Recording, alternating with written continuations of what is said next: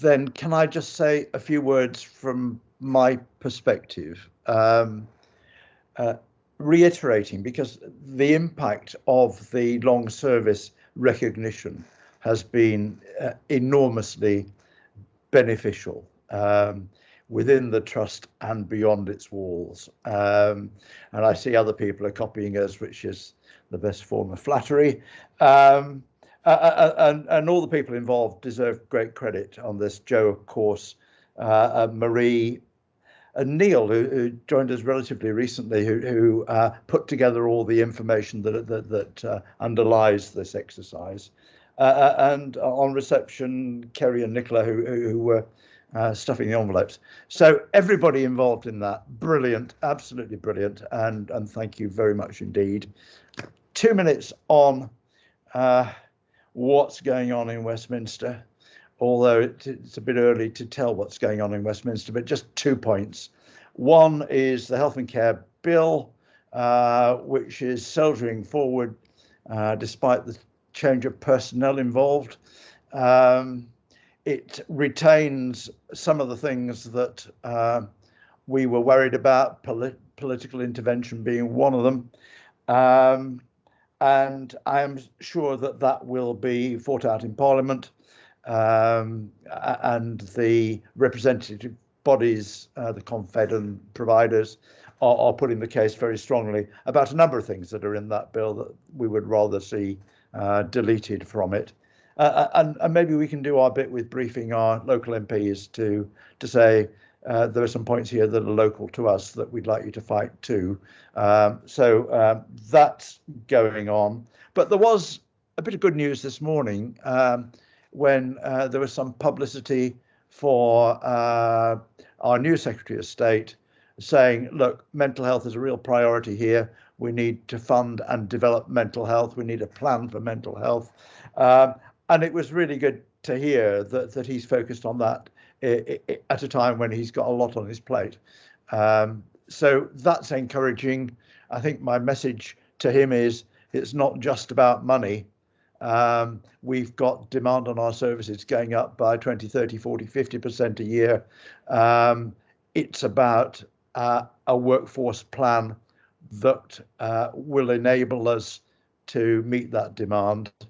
It's about rethinking the various roles. It's a complicated set of issues, but at least it's got his attention, which is great, lovely.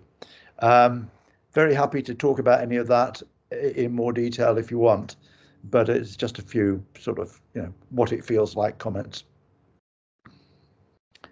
Okay, let's try and move on.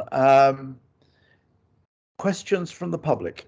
Now, we've got a handful of questions that we've received, and they are relevant, but they are quite detailed. So I'm not going to try and answer them myself, but I'm going to delegate it to various people. The first one that came in was, why aren't we using digital prescriptions? And wouldn't that be something that we ought to bring in? Bookie, can you respond to that one?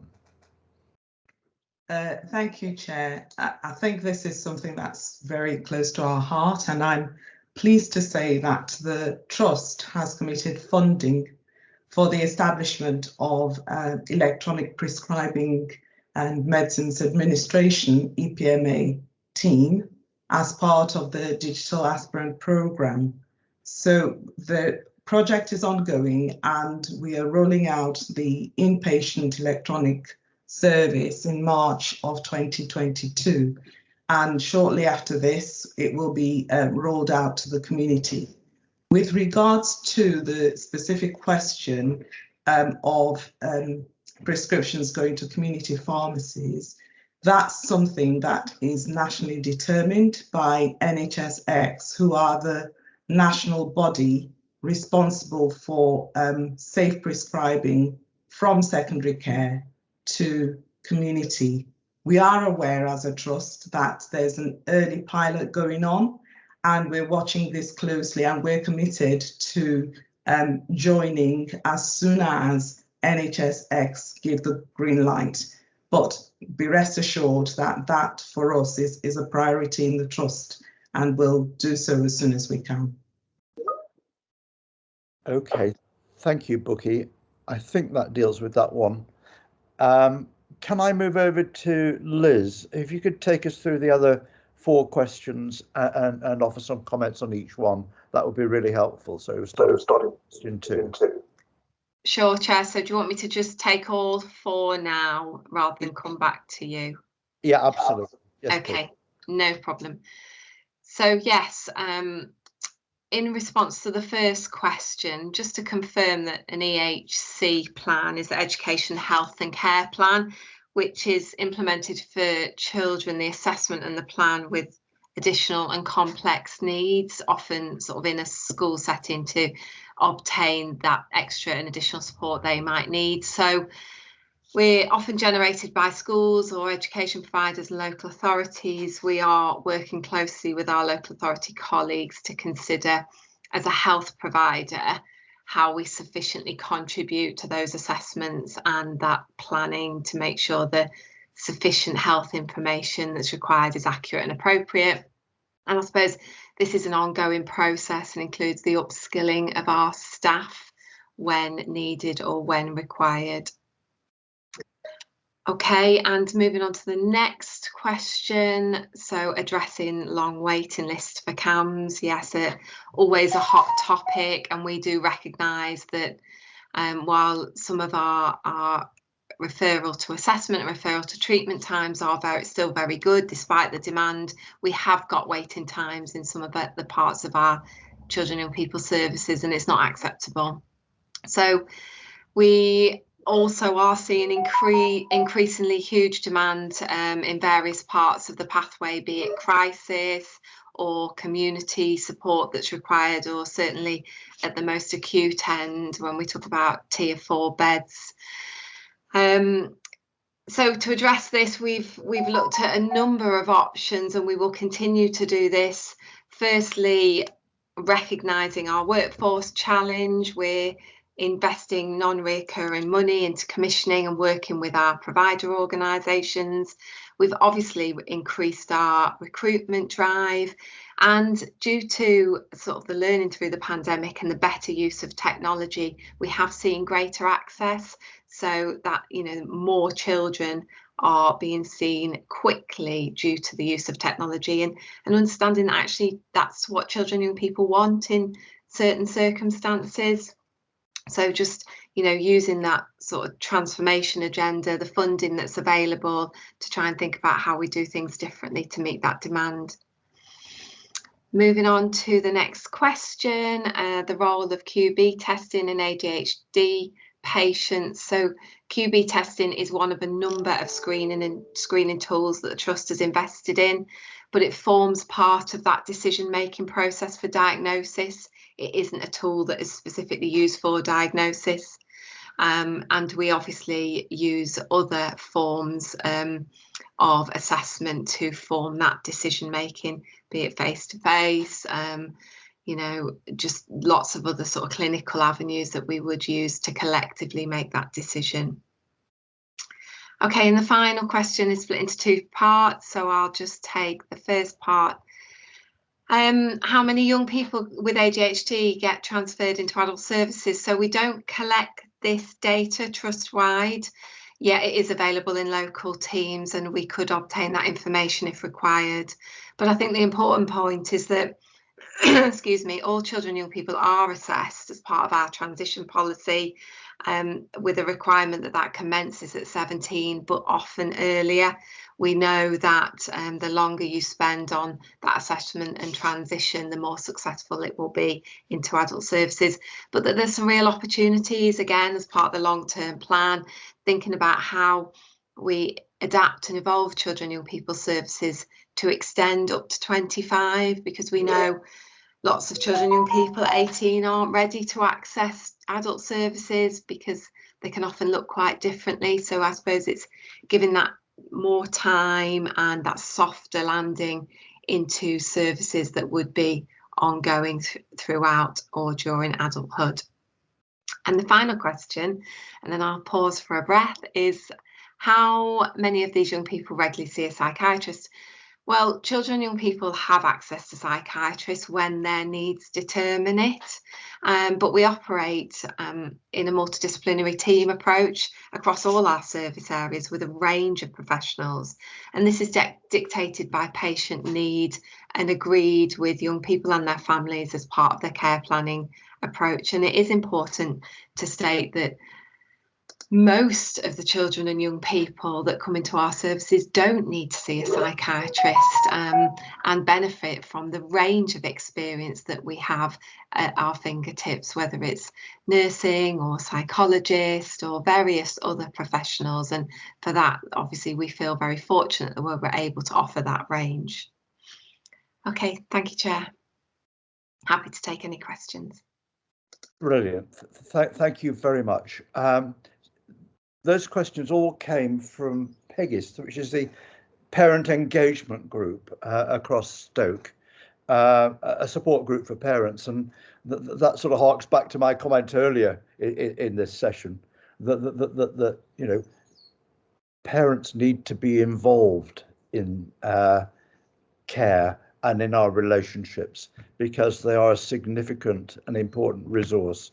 So I'm delighted to be having some questions.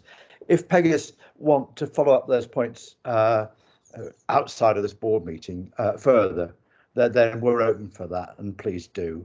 So use the same channel of communication, and then we'll spread it to whoever needs to be involved in order to come back to you. Joan. Yes, thank you, Chair. No, my question was really exactly the point that you've just raised.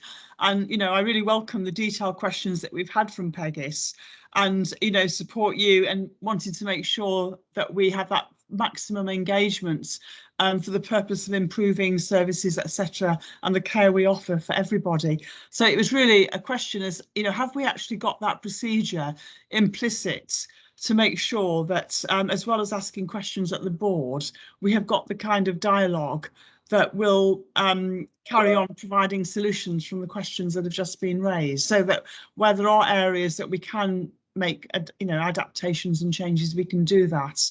Have we got that sort of mechanism in place really with you know, the parent engagement group? That was my question. Thank you. Liz, can you respond to that?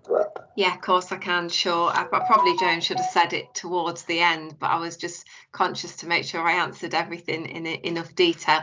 Yes, we have lots of mechanisms for that relationship with PEGIS that actually, I have to say, we're all very proud of and value, especially sort of Michelle and some of her peers who are really active in service developments, the opportunities that the Trust has.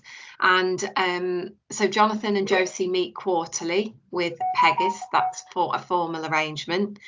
And then there's lots of other mechanisms at service level. I know Michelle is particularly engaged with Darwin and the service developments. Michelle did a fantastic engagement piece for me on the naming of what was the Children's Home Treatment Team and is now the Children's Intensive Support Team. And I think, you know, some people might think that that's not a significant piece of work really, but it was for Michelle and I. It was building those relationships, and actually they have that real local knowledge. They understand what families like, what they don't like, what they want to see changed. And so it's really important that as an organisation we continue to embrace and build that relationship, at every part of the organisation. Yeah, they're represented on some of our interview panels when we're interviewing appointments, so that's good too. A question really from Tony, is there an equivalent of PEGIS for Staffordshire? There's a children and young people's autism group. There's not something that's exactly the same as PEGIS, but there are different children and young people parents forums and groups that, yes, we engage in at various different points as well. I think that the uniqueness and what's special about PEGIS, I suppose, is the level of commitment and tenacity that's shown, really, that is very helpful for us. Yeah, it's Joan's suggestion, but it's a good one, that at some point in our programme of exec and non-exec sort of visits to parts of the organisation, we should extend that process to visits to partner organisations like PEGIS, and we'll take that away and see if we can develop something with it.